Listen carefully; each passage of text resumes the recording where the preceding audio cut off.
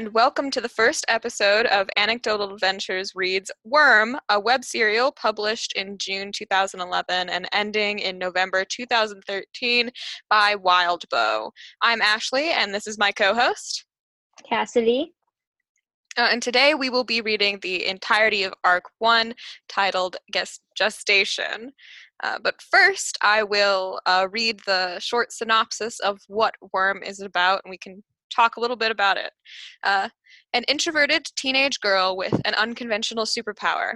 Taylor goes out in costume to find escape from a deeply unhappy and frustrated civilian life.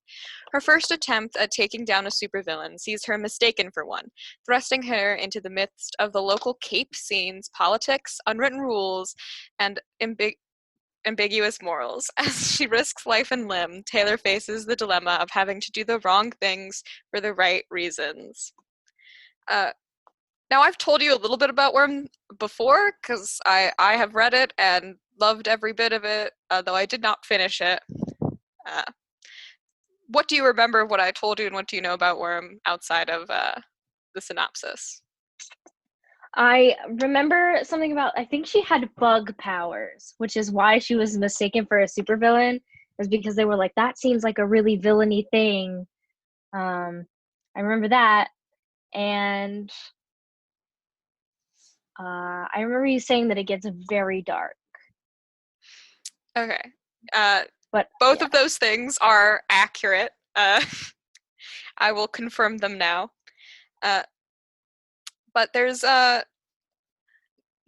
nothing more to really cover other than the fact that Worm is so long. On the website, it says it's about roughly 26 typical novels, or like 10 to 11 really thick novels. So with this and with the Homestuck series that we're also signed ourselves up for doing, we have really set ourselves up for a long and wild ride. But with nothing more to say, let's jump right into it. We will see you when we are done reading Arc 1, Gestation. Hello and welcome back. We just finished the entire first arc of Worm, Gestation. So, funny story, we clicked on the arc link and it took us to the interlude first, so we started in medias res with the interlude. Luckily, it wasn't too damning and we got a accurate sort of depiction of Taylor from someone outside of her point of view. So we'll start with the interlude then. Cassidy, what did you think of Taylor's dad, Danny? We don't know much about like the backstory of like why the parents assumably split up, why Taylor's mom left, but like he sounds like he's trying very hard to be a good dad, because he was talking about how he inherited his father's temper, but like tried very hard to make sure that Taylor never witnessed any of it, and said something about how there was only like 3 times where he kind of went off the rails in front of her, and that was when like they were shutting down the docks, right? Yeah. And then at her mom, and then at the principal when Taylor was in the hospital. So it sounds like he's trying very hard to be like a good father. Yeah, and I think I can agree with that. But going down the list of things that happen in the interview, the first thing we see is he's watching a documentary about the first powered person to have ever existed, known as Scion. Yeah, and Scion started as a very inhuman figure, and it seemed the more he stayed active, the more human he became. Yeah, because he they were talking about how he was on the cruise ship, and it looked like he presented himself like almost like angelic like, and like slowly adopted that as he continued. Yeah, and I think it's interesting that one of the people that met him, Andrew Hawk, on the boat became a vigilante hero that died in a riot, Uh, I just thought that was an interesting thing to note Yeah, later on. it's that the Me Too principle kind of thing. Ooh, not like that, not in that way, but like the like when you're overly inspired by something and you feel the need to do it, sometimes it is not in your best interest to do it if you're not well equipped for it. But Yeah. Uh, so uh, in the interlude, Danny is been woken up by his daughter Taylor leaving the house late on a Sunday night, and has kind of stayed awake the whole time that she is gone. And when she finally gets back, he's relieved and then angry, and then finally decides that instead of approaching Taylor, that it is time to go to sleep. But it's very clear that they have a distant relationship, uh, because in the actual story, outside of the interlude, how many times did Taylor talk about her dad? only I think only once when she was actually talking about how, oh, he sleeps like a log and won't even notice I'm Yeah, and that gone. was at the very end, leading into the interlude that proves her wrong. So Taylor kind of considers her dad, I think, as like a non-object, like he doesn't affect her thought process in any way, which is very interesting. Uh, I feel like the reasoning for that will be revealed when we find out like what happened to her mom. yeah, which we got And like, some references to. Uh, yeah. we also note that there are multiple references in the interlude and throughout the story to the fact that Taylor doesn't have a cell phone, uh, and something to do with the fact that her something to do with her mother is the reason why she does not have a cell phone. Is something that's referenced in the interlude. It's not clearly stated, but uh, it is somewhere in there. Yeah. Do you have any other notes about the interlude you wanted to talk about? Um, no, not really. It's just the fact that like he is how aware he is about how badly she's being bullied, and it's unfortunate that like because he talked about how he wanted to help make things better, but for some reason he thinks that she doesn't want him to, and that's interesting because she didn't exclude it, like she didn't talk about her dad or what she wanted her dad to do or not do in her life. But I'm curious to see if that like thought holds true, And and I if she think this is actually doesn't want him to touch it. Yeah, I think this is one of the first glimpses we have into a trait that we will see often involving Taylor is that she's very good at organizing her thinking in a manner uh, that if she does not want to think about something, she won't think about it. She referenced her father twice when talking about how she doesn't want to disappoint him by attacking someone with her superpowers, uh, and that he sleeps like a log. Maybe because subconsciously she doesn't want to think about him and all the things that she is not sharing with him. I mean, it is fairly natural for teenagers to keep secrets to themselves, but just Taylor seems to like have completely separate lives from her home to anywhere else she goes. Whether she goes out on the Yeah. like as a superhero, or she goes to school. Uh, she has a completely different personality from almost place to place that she reacts with outwardly. And I feel like there is very little carryover because like her at home is her safe haven. Her at school, well, she's shy. She's shy everywhere else, but in a completely different way. I, at school, I don't think she's so much as shy as she is scared completely and utterly by her Tormented. experience she has had. Uh, and moving into that, we'll move into the actual chapters that we read, starting with chapter 1, which sees her in world issues class, looking forward to hearing about getting to the capes unit, which is the worm term for superheroes and supervillains. But she can't concentrate on the lecture because of everything that was going to happen to her in next period lunch, which we see her get tormented by her bullies, Emma, Madison, and Sophia, who pour juice all over her. before she leaves school, gets on a bus, and goes home. Anything to note in your experience in chapter 1? I'm so absolutely frustrated. Like, of course, we don't get like a detailed description of the school, the size of it, or even really like what time period this is supposed to take place in.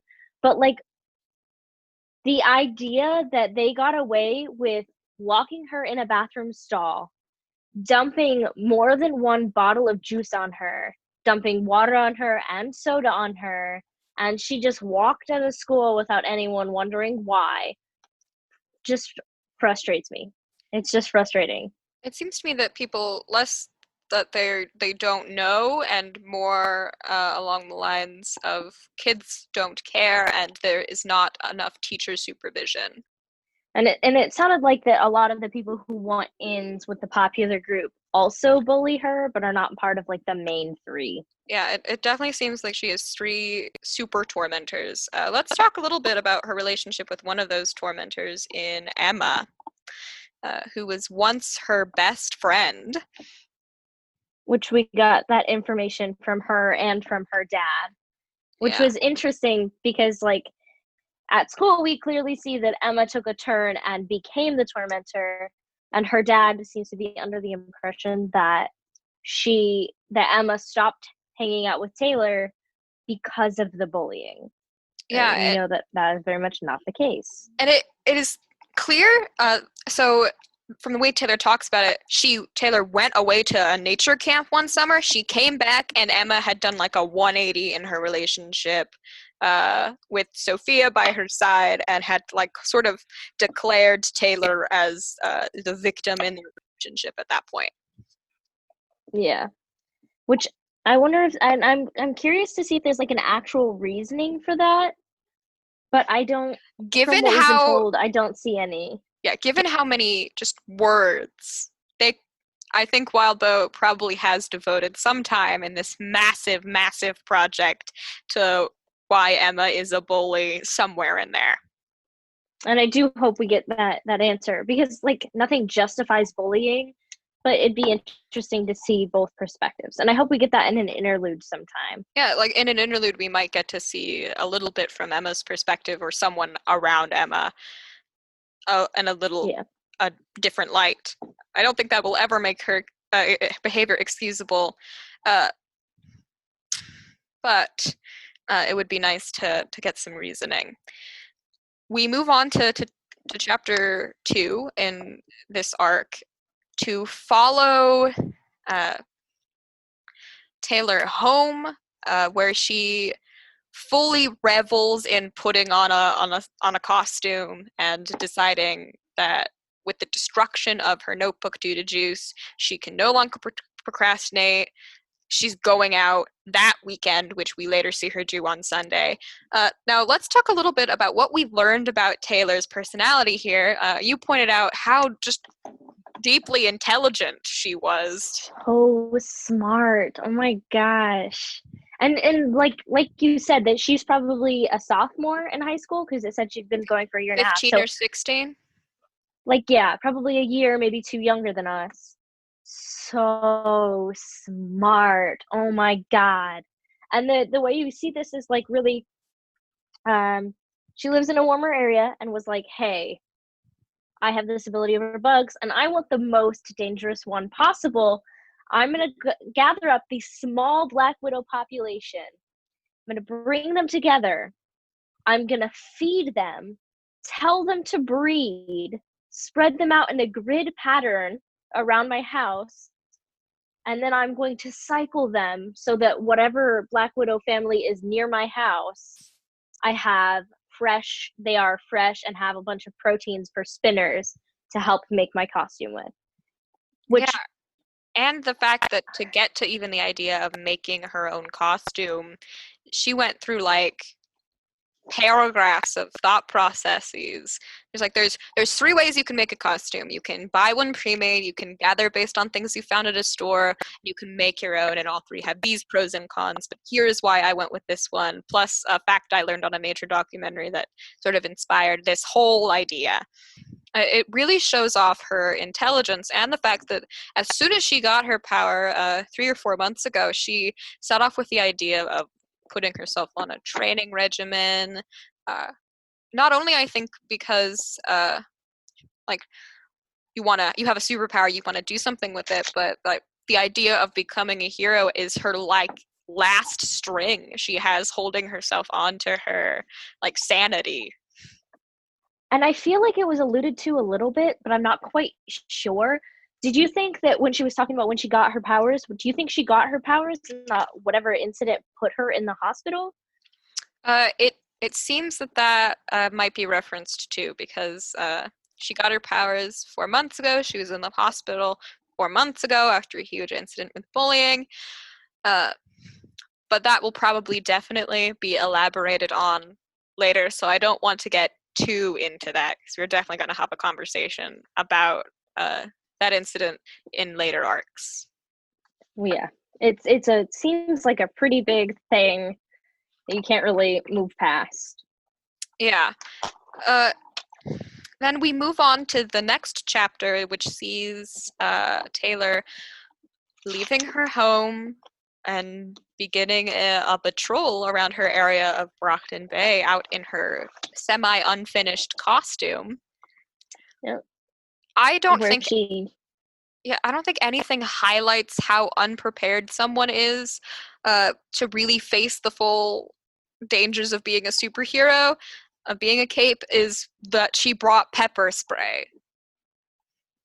Yeah, and didn't even think about like bringing an actual weapon. And it said she was at a The sporting sporting goods store, store. and especially in a town like this, you could probably pick up a hunting knife or something without an ID. Yeah, the chances are is that she could have found something better, but it is a very teenage girl thing of, oh, I'm gonna go out and I might be in danger, so let's bring pepper spray with me. Pepper Uh, spray. and I think that sort of highlights that she throws herself off of the deep end when she overhears the Asian bad boys, or the ABB for short. If you can tell by the tone and the forlorn sighing, uh, the name, just that name.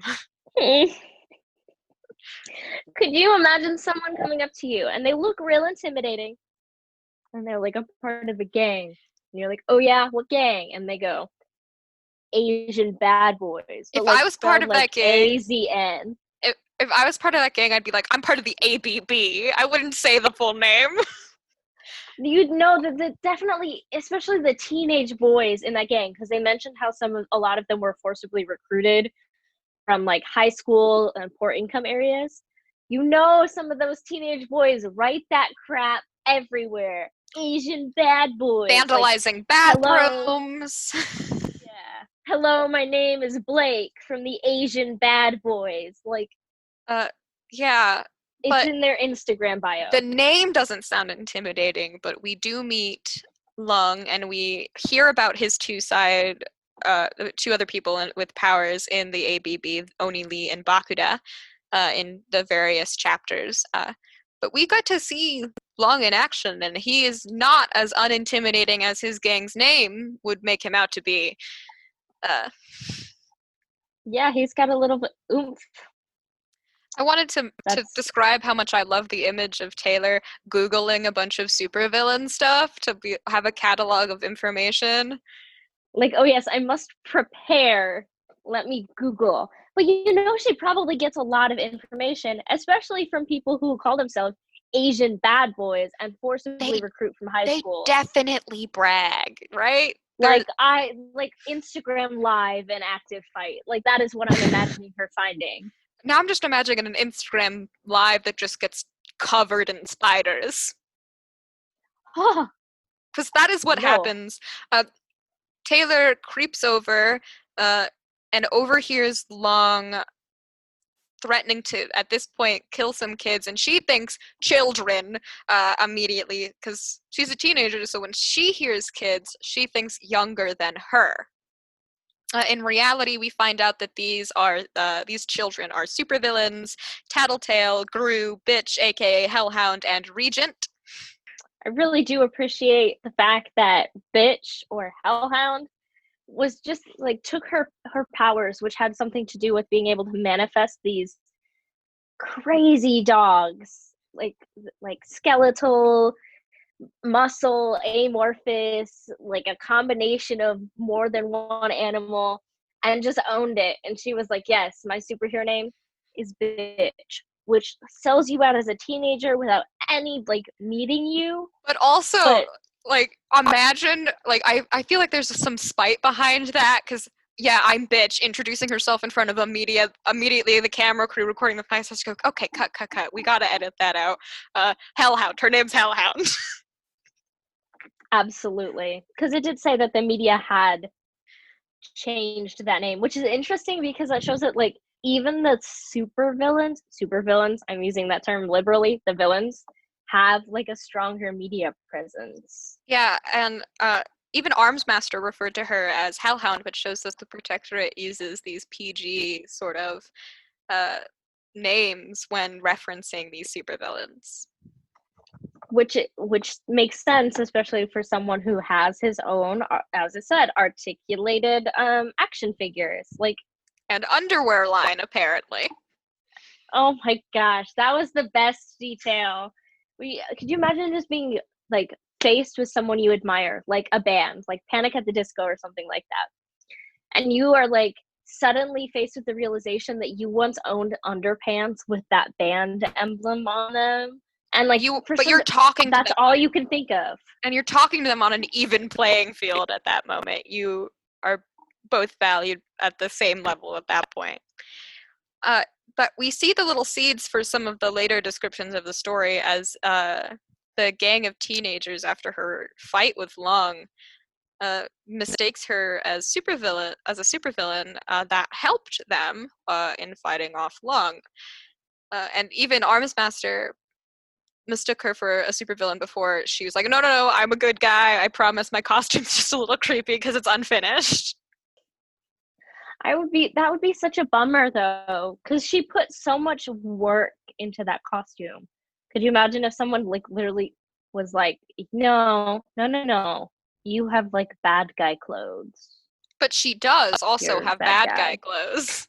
Yeah, that is fair. That is like half of the reason this teenage supervillain gang mistakes her for a supervillain.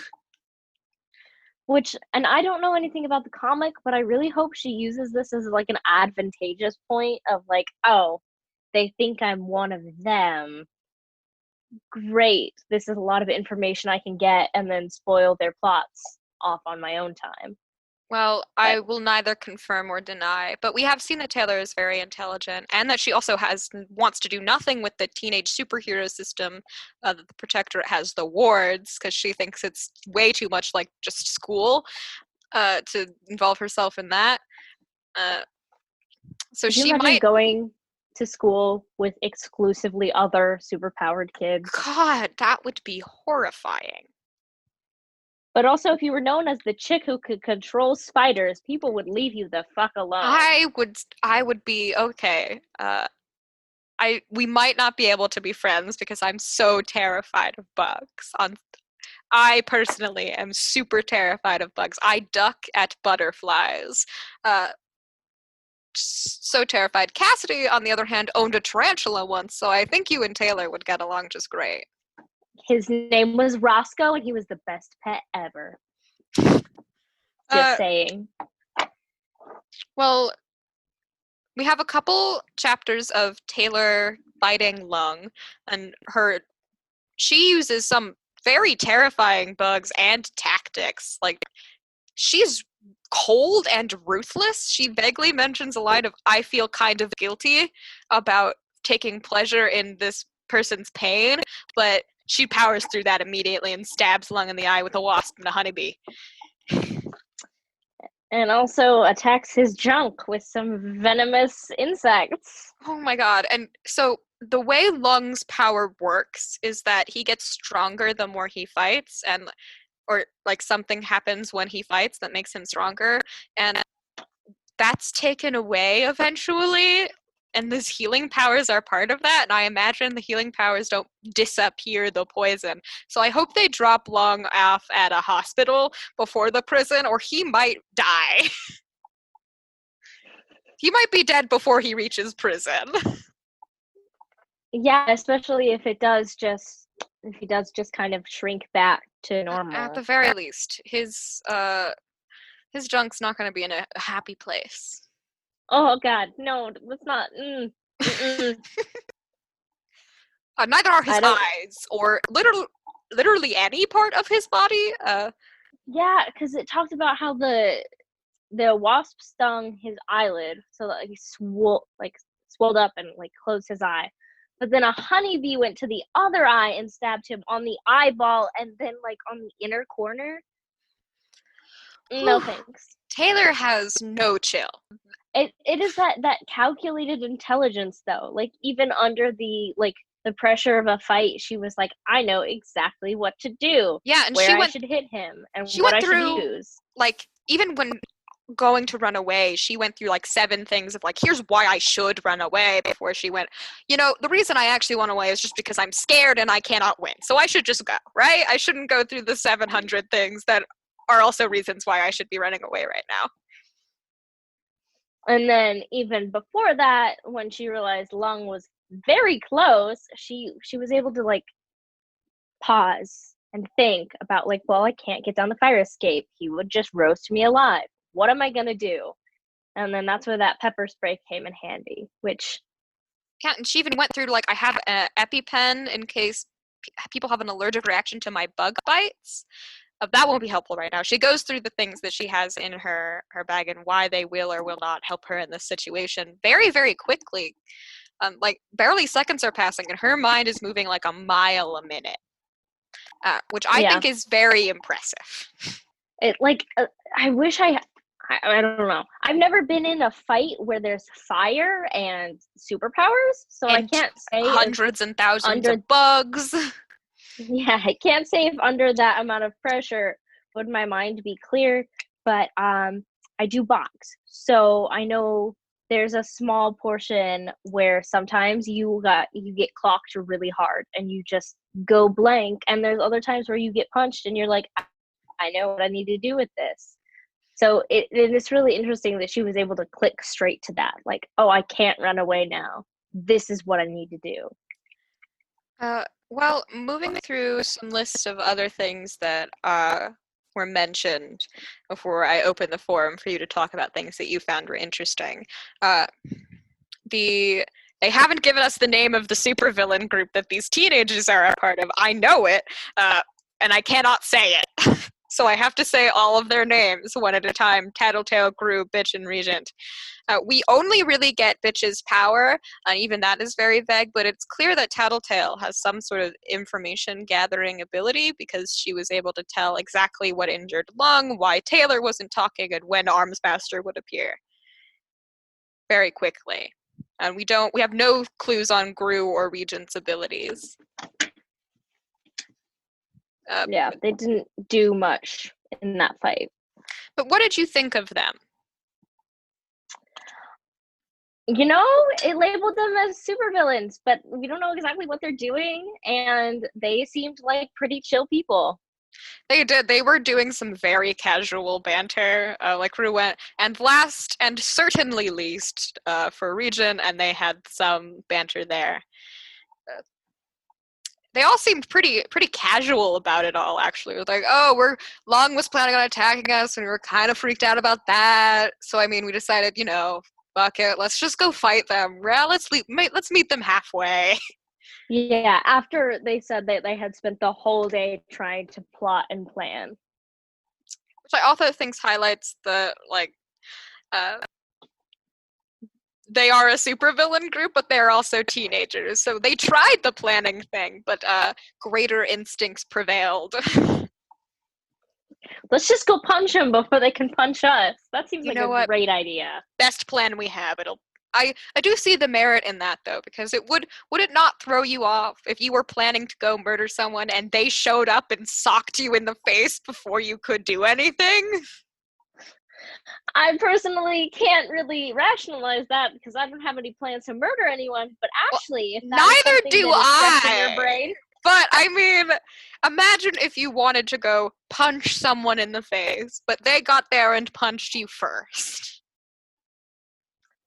How that off would be fun. It'd be guard so funny. would you take? Like that would that make you? So it's not a bad plan. So off guard. It's just very teenager. It's a very teenager plan. And Uh, I don't like there's no way you can account for that either. Like I'm gonna drive over there and sock them in the face, and then you open the door and you're just like, whack. You're like, oh, I guess okay. I've been socked in the face. But I will I open up guess the I forum. retaliate now. I'll open up the forum to you. Is there anything interesting that caught your eye that I have not brought up yet? Other than them being super chill, like that was the thing that like kind of stood out about their like arrival is that they were like one saved her life and two were like, do you want to ride home before the good guy gets here, which I thought was funny. Yeah, and that also implies Yeah, a limitation to Tattletale's information gathering ability. She didn't know that Taylor was a hero. yeah. At least she And there didn't was act like she another knew. thing that I think was mentioned this chapter. It might have been mentioned last chapter. It just shook me to my core. But they said something about 9-year-old superhero wannabes who jump off bridges with umbrellas and wearing capes made It out of was bed sheets. it was ledges, not bridges. That's like even ledges like that like is kind of It's startling. not good, but this world is not good either. Clearly, superpowers have not made the world of Worm a better place to live at all. Yeah. And we also get a sort of disconcerting look onto the world of heroes with Armsmaster, who like offers Taylor some rational decisions. But Taylor's even like, I am not naive enough to not catch the fact that Armsmaster wants to take credit for catching Long. Yeah. At least he has the decency to be like, I owe you one. But yeah, but also I think that Armsmaster might have been subtly manipulative here because he was like, you have two options. You join the wards and you be protected from this, or you let me take the credit. Despite the fact that Taylor is like strong, also has a secret identity, and is there are more options than two. This is not a black or white A or B scenario, but Armsmaster painted it like one and limited her thought process, which is such a move on his part. yeah, but I do think it also for the interest of like the fact that she probably will come to the realization like they think I'm one of them. Like that was a helpful play in the long run. At least more helpful than her taking the credit for herself. And even then I don't think that would have been much of an option. Cuz like it would have been her saying like I did this thing compared to Armsmaster saying like I did this thing. But it And which is also more believable. would not have been that. Because it's if she had said I'm gonna take credit for this, I don't want to join the war, what would he have done? Just been like, okay, I'm gonna say I took credit from this. That would not work very well. Not only because there were multiple witnesses to see themselves being swarmed by bugs, and there has to be evidence on Lung's body that he was eaten alive by brown recluses, that is going to take some deep cover up on Armsmaster's part in either case. I'm pretty sure Lung would be able to identify I was eaten by bugs, not technology, which is your thing. So wrong on so many accounts. It would have been interesting to see him play that off, though. I think it would have, if she had made a decision like that, it would have definitely showed us a little more into Armsmaster's, like how he had reacted, would have told us a lot about his personality. But opening it up to the entirety of the first arc, what did you think? What were your thoughts? Did you enjoy the ride? I did. I genuinely enjoyed it more than I thought I would. Which isn't like saying anything to like the quality of what I thought the book was going to be. I just genuinely like the superhero thing doesn't usually get me. Like I enjoy playing games that have stuff to do with that, but I don't usually like sitting down and just reading a book. That's why I was never a huge fan of comic books. So I enjoyed Well, it way more than I thought it would. I think the reason Worm does this in a way that even you who doesn't like traditional superhero media can enjoy is because it is a story first about people and very secondly about superpowers. Wildbow is really imaginative and creative with his use of abilities, which we will see later on.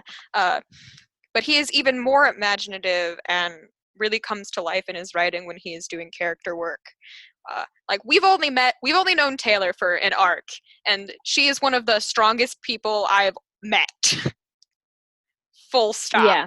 And we haven't even gotten to a full look of like what like some of the more awful things they've done to her in bullying her. We've only gotten a look at like the daily life, and even that has been kind of crappy. Yeah. From Juice to angry emails and stealing her stuff. Yeah. And the additional thing that I had in my brain, because we did read the interlude first, so that gave us a kind of weirder perspective starting off. And I said when we had finished reading the interlude that the way that her father presented this information kind of sounded like one of those sappy preteen romance books that are like, she's sad and bullied, she needs a man. Like that sounded like what it was winding up for. I knew that it wasn't just based on the summary, but like, and anyone who reads preteen books understands what I'm referencing. But like, oh, she's sad and lonely, she needs the bad boy. Is it going to be the bad boy or the captain of the football team? Uh, Like, it's quite funny. I think Wildbow's big strength is his characterization, because even outside of people like Taylor, we talked about Armsmaster and Taylor's father. We've met Armsmaster for barely like a chapter, and we had some decent characterization on him. We got like a few sentences and like descriptions out of the teenage supervillain group, and we can take that and run with some stuff from there. Like Tattletale is mischievous. She reminded Taylor of a fox, which says so much in so few words. And I think that's very impressive. I feel like that's a fun thing that carries out in a lot of like almost all. There's a lot of dystopian literature that has like at least one character that they like compare to a fox. Like I know it was in Hunger Games, and I'm sure that there's like 100 other examples where they're like kind of fox-like, which I really appreciate. I think I like the way Wildbow does this more than Hunger Games does this. Yeah, because Hunger Games was mostly like her face is pointed like a fox, and we didn't get quiet. We didn't get a real name, I don't think, for that girl in Hunger Games. I haven't read Hunger Games in so long, but they called her Fox. No, in they the called text, her right? Foxface. Foxface. Yeah, Foxface. Which from District 4? That's her only defining characteristic. We know so much about Tattletale from a paragraph. And half of that paragraph was her smile. Yeah, so... like the way she smiled and how it like curled up in a vulpine manner. There is, for how many words are in the stories as a whole, it feels fast-paced and like there is not wasted prose anywhere, which is so impressive. I'm jealous. Can I just say I'm jealous? And I'm going to call out Ashley. 1 million words in 2 years. I wish I had that worth ethic. Go ahead, call me out, shame me. Okay, so when me and Ashley first started hanging out, it was like middle school gym class. And Ashley was like, I'm writing a book. And I'm like, that's dope. I want to read it. And I started reading her book, and I think it was the first chapter. Oh, are you talking about the apple cider scene? Oh, yeah, no! She wrote. I was in middle school. Scene. Forgive me. She wrote a scene that was like a couple 100 words about this character making apple cider vinegar with a Keurig. To be fair, I was on no sleep when I wrote that, and it's just what I did in the morning. It's just the thing that I did when I went downstairs at like 3 a.m. And I'm not saying this is a bad thing. I'm just saying it's impressive that the author of Worm was, what did you say his name was? Wildbow. Wildbow was able to talk almost like in the interlude. He talked about how she made toast with jam and went downstairs for some reason, which are seemingly useless details, but were very, very interesting. And so, like, compared to like a middle school, like writing background, and that there's just a funny thing that came to Yeah. mind was I know making toast with jam and making apple cider vinegar. I know Wildbow had written other things previous to Worm. I don't think any of them had approached the length, and I am guessing the consistency of posting.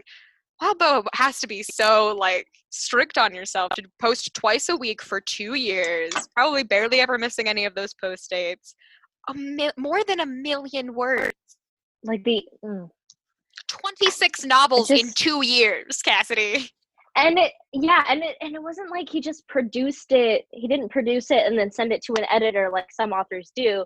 He like consistently updated it online, and I feel like that's such a cool way to write an extended body It of work, it is because like then you inspiring. get, It's inspiring. because could you imagine if you were like halfway through one of your books and you were I like posting it wish. online consistently, and you you could be, you could just start, Ash. I I But wouldn't it clearly be could. interesting if you if you just if you started getting like who the audience ships and why they ship them and what they want to happen, and you got to take little bits and pieces of that, and I hope beyond hope that that is what happened, at least a little bit, I because I feel like think that'd be fun and that interesting. Wildbow had to have pre-planned, like had to have the Oh, beginning, middle, and of end course. at the very least pre-planned. I imagine some of the powers were come off the cuff, but we get an idea of how the power system works just a little bit with the fact that there are different classifications. The only one we get the name for in this arc is the Tinker class, which builds machines and have different specializations on what they can do. They build things way ahead of their time, and Arms Master is probably one from what we get. But Worm, to pull back the curtain, has a Dungeons and Dragons role-playing game based off of it.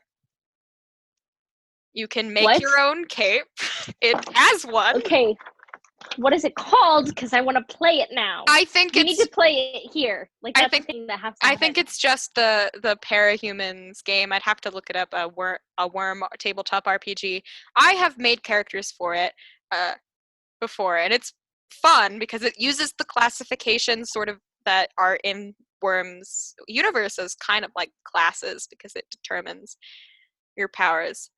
Uh, and the way the world is built out so slowly, like we've had one arc and Brockton Bay feels alive. Like we got a note of how you wouldn't expect the like uptown nice district and the like awful district to be so close to each other, and that immediately like paints a picture of Brockton Bay.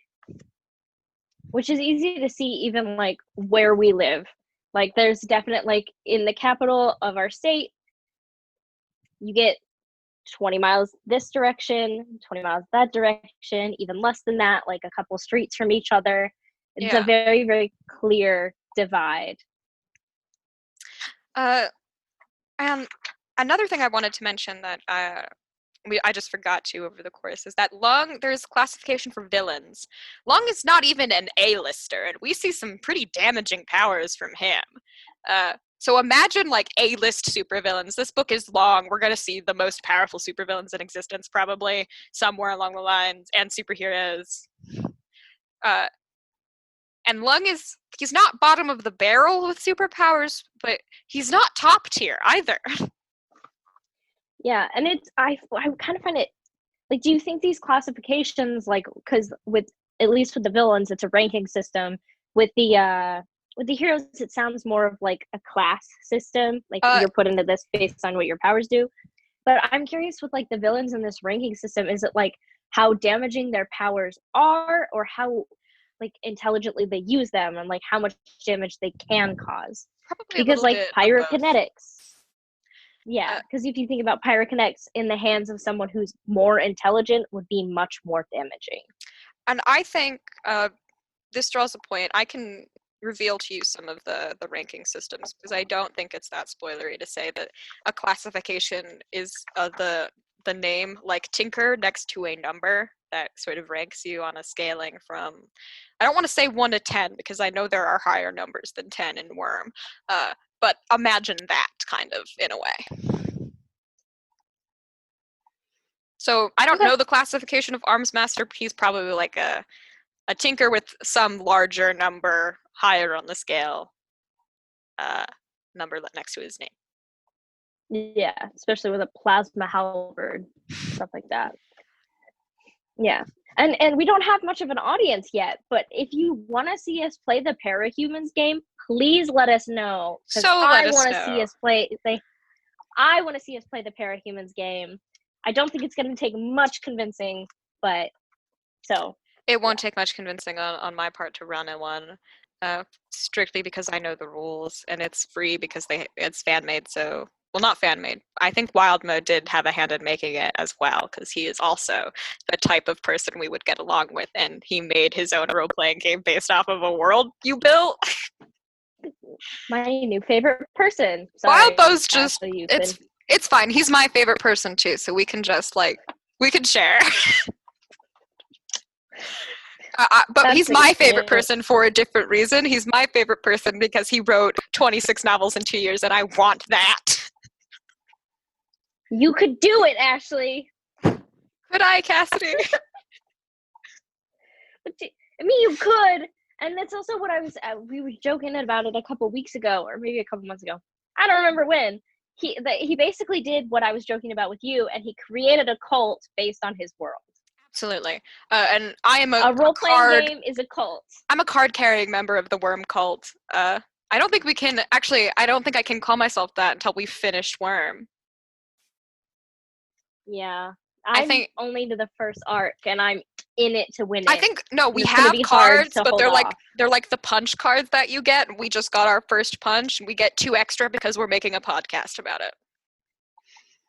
Like the Magic the Gathering cards. Like you get certain level cards based on how many games you've played, and like, did you do the online tests, stuff like that. Oh, you mean the judge levels? Yeah. We haven't played Magic the Gathering in such a long time. I think the only couple times I played it was with you, and when you took me to the Almond Cat reveal thing. Almond Cat? Almond. I don't know what it was called. Almond Cat. Almond. I don't know. It's impressive that you remembered that much, because I didn't until you said the words Almond Cat with a straight face. I knew it was cat themed and like Egyptian themed. I don't think it was cat themed at all. I think you might have got a cat card a couple times. I got more than one cat card. They were common. They were a common rarity of card. Anyway, moving away from Magic the Gathering, not what the show is about.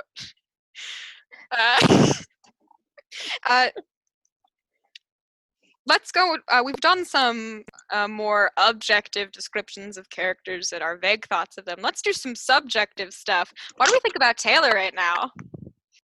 She clearly showed that she was like intelligent and smart, and she called herself, the way she described herself was kind of plain looking, which I hope is true, because I don't like the I'm perfect, but I'm sad because everyone hates me, but I'm perfect. Taylor is I'm hoping we see some more character flaws. She's a deeply flawed character. We will see that later in Worm. So deeply flawed. Mostly because of lots of trauma as in her formative sort of experience in school. Sort of set that on edge.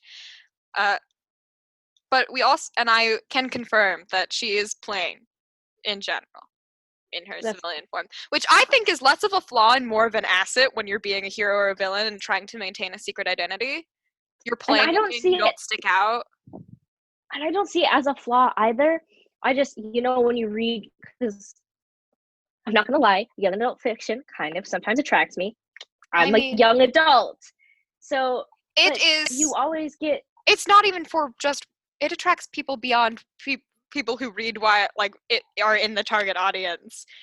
Sometimes it's just good to read something you don't have to think deeply about and just enjoy. Yes, especially if it's like hot guy number one, hot guy number two, or maybe hot girl number three. Like That's that's where fun. it's at. That's the fun But twist. I'm kind of tired of it. This is a thing that a sentiment that I share over books overall. Like I understand wanting to have a traditionally attractive main character, or maybe an untraditionally but still attractive main character.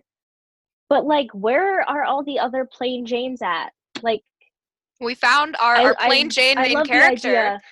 I also like the fact that her bullies are the Yes, stereotypically pretty, athletic, cute, sort of popular girl stereotypes, and she's plain Jane and like a little boring, has some visual flaws with her appearance that she has identified with. Uh, and I think that is a nice yes. sort of stereotype turn. And it's things like that. Like if I face a character that is I would love to see like a superhero book or like where the main character is kind of like me and is reckless with their appearance. Like, oh, I have purple hair now. Oh, my hair is actually shaved, like which I did Her hair is out of actually boredom. shaved. But like, Quarantine has done some interesting things to Cassidy's brain.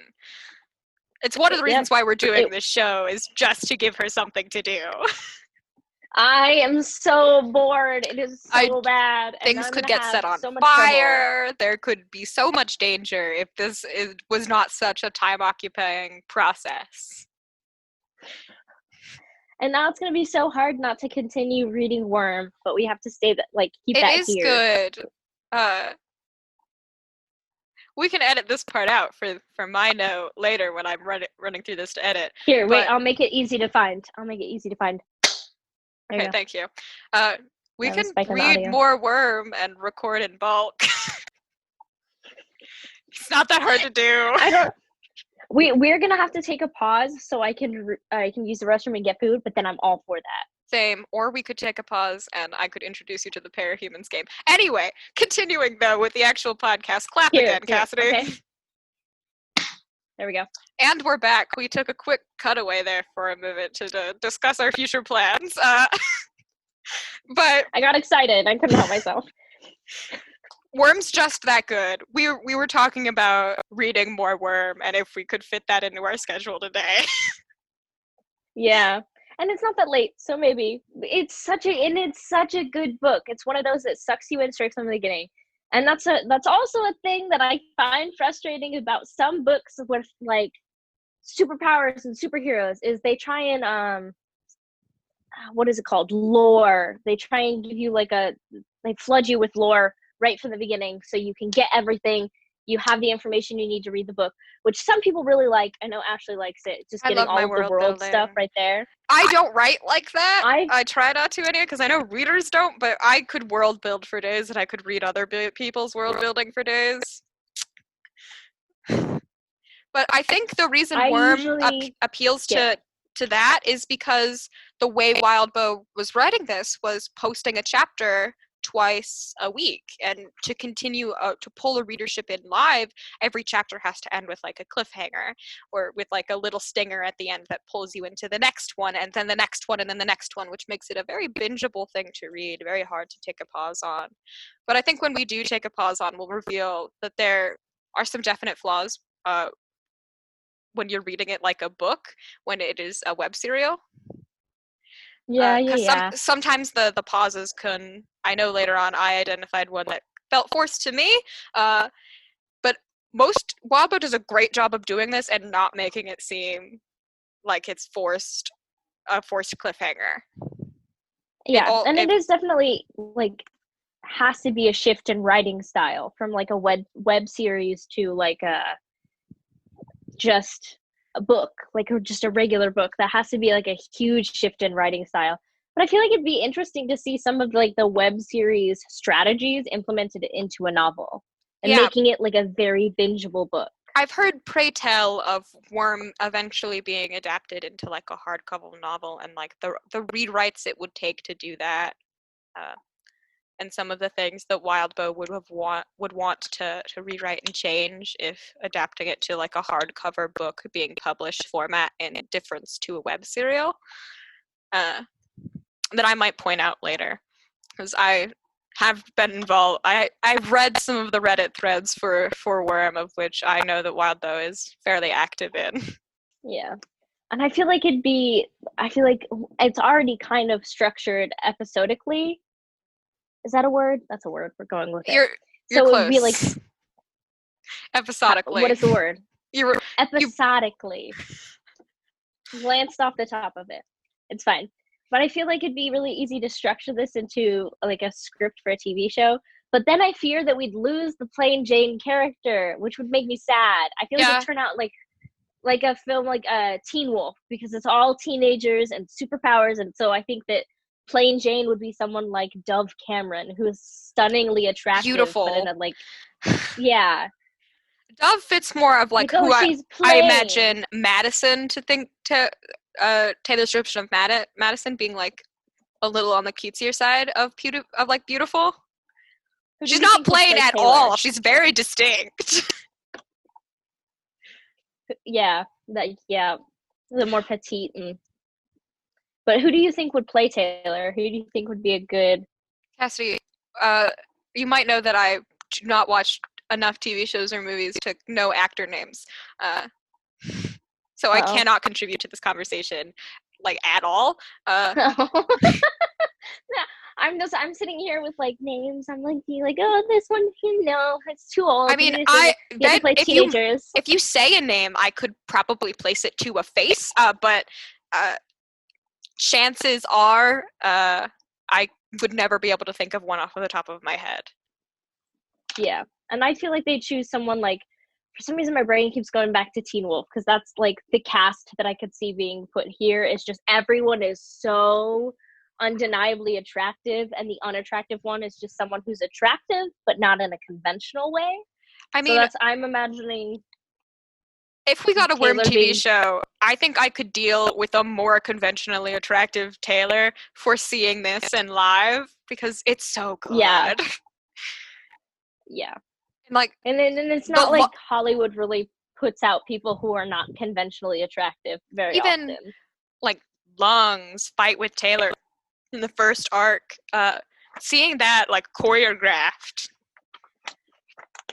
would be amazing. It could be an animated show though. Yes, I would love that. And then they could be able to do the conventionally not like plain looking Taylor without hiring a supermodel actor. And I don't watch anime all that often, but isn't that like a trope? Like the main character is always for some reason very plain compared to the bombastic side cast that surrounds them. Yes, that is a trope. Yeah, I find that appealing. I feel like, yes, please turn Worm into an animated series of some sort. That'd be amazing. I mean, we're getting a Critical Role one. Can you fulfill all of my dreams? I've been looking for updates about that nonstop. It's not gonna be for a while. Anyway, got another year. Got a full production cycle. But I know. Back to Worm, of which we could go on for quite a while, but I think we're gonna have to. So we're in the first arc, and I could talk about just the first arc of Worm. Like I could get a pen and like piece of paper and go line by line and dissect this. My English teacher would be very proud of me. This is the type of a book. Yep, I would dissect without even being asked. But we are going to have would not be as proud. Yeah. We're going to have to call it a day here. So thank you for tuning in to an episode of the Anecdotal Adventures, I guess, Wormcast at this point. I am Ashley, and this is my co-host. I'm Cassidy. And we just wanted to sign off and say, stay funky. Stay funky indeed, my friends. We will see you guys next time.